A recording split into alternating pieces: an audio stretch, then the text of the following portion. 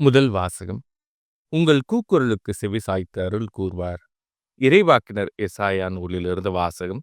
அதிகாரம் 30 இறை வார்த்தைகள் 19 முதல் 21 முடிய மற்றும் 23 முதல் 26 முடிய. இஸ்ரேலின் தூயவராம் ஆண்டவராகிய இறைவன் கூறுவது: சீயோன் வாழ் மக்களே, எருசலேமில் குடியிருப்போரே, நீங்கள் இனி ஒருபோதும் அழமாட்டீர்கள். அவர் உங்கள் மேல் திண்ணமாய் அருள் கூர்வார். நீங்கள் கூப்பிடும் குரலுக்கு செவிசாய்த்து உங்களுக்கு மறுமொழி அளிப்பார். என் தலைவராகிய உங்கள் போதகர் உங்களுக்கு துன்பம் என்னும் அப்பத்தையும் ஒடுக்குதல் என்னும் நீரையும் கொடுத்திருந்தாலும் இனி தம்மை மறைத்துக் கொள்ள மாட்டார். உங்கள் போதகரை நீங்கள் கண்ணால் காண்பீர்கள். நீங்கள் வலப்புறமோ இடப்புறமோ எப்பக்கம் சென்றாலும் இதுதான் வழி, இதில் நடந்து செல்லுங்கள் என்னும் வார்த்தை பின்னிருந்து உங்கள் செவிகளில் ஒலிக்கும்.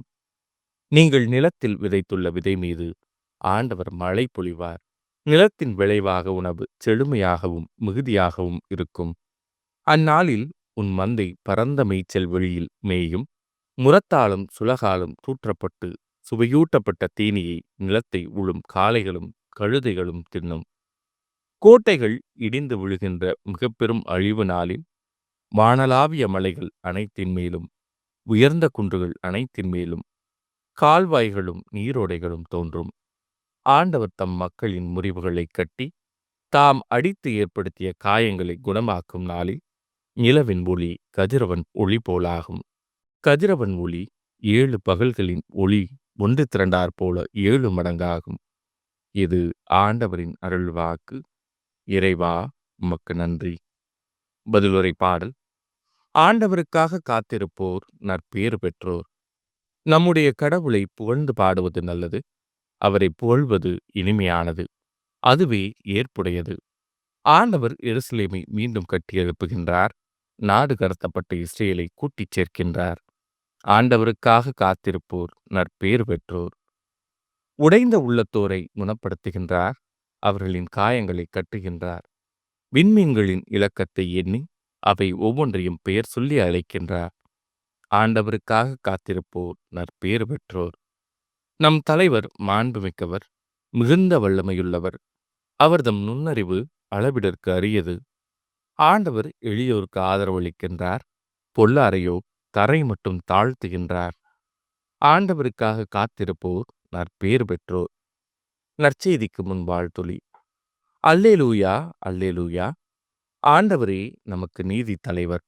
ஆண்டவரே நமக்கு நியமம் வழங்குபவர். ஆண்டவரே நமக்கு வேந்தர். அவரே நமக்கு மீட்பு அளிப்பவர். அல்லேலூயா. நற்செய்தி வாசகம். மக்கள் கூட்டத்தைக் கண்டு இயேசு அவர்கள் மேல் பரிவு கொண்டார். மத்தேயு எழுதிய தூய நற்செய்தியிலிருந்து வாசகம். அதிகாரம் 9 இறைவார்த்தை 35 முதல் அதிகாரம் 10 இறைவார்த்தை 1 முடிய மற்றும் 6 முதல் 8 முடிய. அக்காலத்தில் இயேசு நகர்கள் சிற்றூர்கள் எல்லாம் சுற்றி வந்தார். எங்கும் அவருடைய தொழுகை கூடங்களில் கற்பித்தார். விண்ணரசை பற்றிய நற்செய்தியை பறைசாற்றினார். நோய் நொடிகள் அனைத்தையும் குணமாக்கினார்.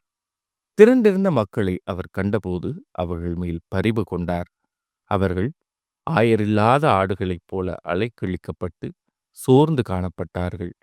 அப்பொழுது அவர் தம் சீடரை நோக்கி, அறுவடை மிகுதி, வேலையாள்களோ குறைவு.